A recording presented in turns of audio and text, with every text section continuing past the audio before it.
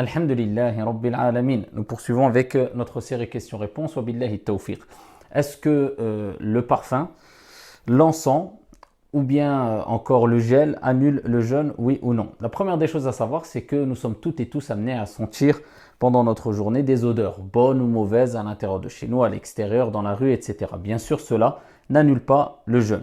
Voilà pourquoi aussi le parfum n'annule pas le jeûne. Le fait de sentir une odeur provenant du parfum n'annule pas le jeûne. Le fait de mettre du parfum sur soi, on sait très bien que cette matière ne va parvenir ni à la gorge ni à l'estomac. Et cela va dégager une bonne odeur. Et le fait que cela dégage une bonne odeur et qu'on est amené à sentir cette bonne odeur, eh bien cela n'annule pas le jeûne. Bien que certains savants malikites ici déconseillent, ils ne considèrent pas que c'est haram illicite, ils ne considèrent pas que c'est un annulatif du jeûne, mais ils déconseillent, pour plusieurs raisons, ici de mettre du parfum en journée.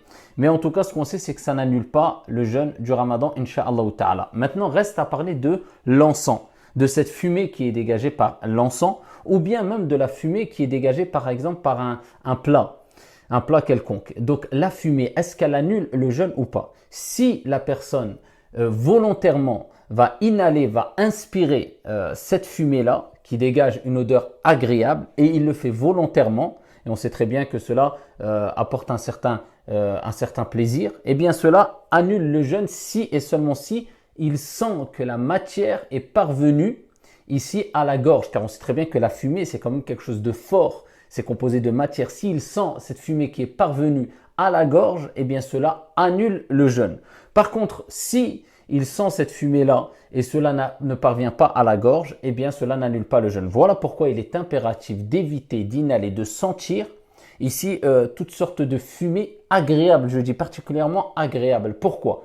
Parce que le prophète alayhi salatu wassalam nous a rappelé que Allah Jalla wa ala dit dans un hadith qudsi divin que le serviteur, il y a plusieurs versions de ce hadith divin, ici le serviteur s'abstient en journée de jeûne, ici de boire et de manger bien sûr, mais aussi de plaisir, donc de certains plaisirs. Et cela rentre dans des plaisirs auxquels le croyant se doit de s'abstenir pendant la journée de jeûne, comme on dit les savants. Donc si la personne est amenée à inhaler volontairement, je dis bien, c'est pas involontairement, volontairement, et il sent ce goût, cette matière dans sa gorge, cela annule le jeûne.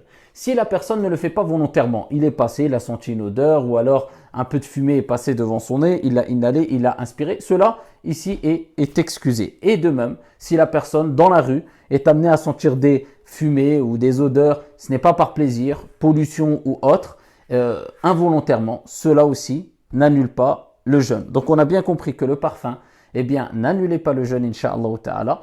Et de même, la fumée, si c'est fait involontairement ou s'il n'y a aucun plaisir à cela, eh bien, cela n'annule pas le jeûne. Par contre, si c'est fait volontairement et on inhale une quantité de fumée de sorte que la matière, on la ressent, ou l'odeur, on la ressent clairement au niveau de la gorge, cela annule le jeûne. Et ici, se sont appuyés entre autres du hadith du prophète alayhi salatu wassalam quand il a dit وَبَالِغْ فِي الْإِسْتِنْشَاقِ إِلَّا أَن تَكُونَ صَائِمًا. Et ici, insiste quand tu fais l'istinshaq, c'est-à-dire inspirer de l'eau avec le nez, sauf si tu es en jeûne, par crainte que ici l'eau parvienne à la gorge. Et il n'y a pas que l'eau qui peut annuler le jeûne. Il y a ces matières-là aussi qu'on a citées précédemment. Et concernant le gel, ici il n'y a pas de preuve sûre et concrète qui montre que cela pourrait annuler le jeûne, car le gel qu'on va mettre sur les cheveux cette matière ne parvient ni à la gorge et ni ici à l'estomac. Wallahu ta'ala a'la wa a'lam wa ahkam wa barakallahu fina wa fikum wassalamu alaykum.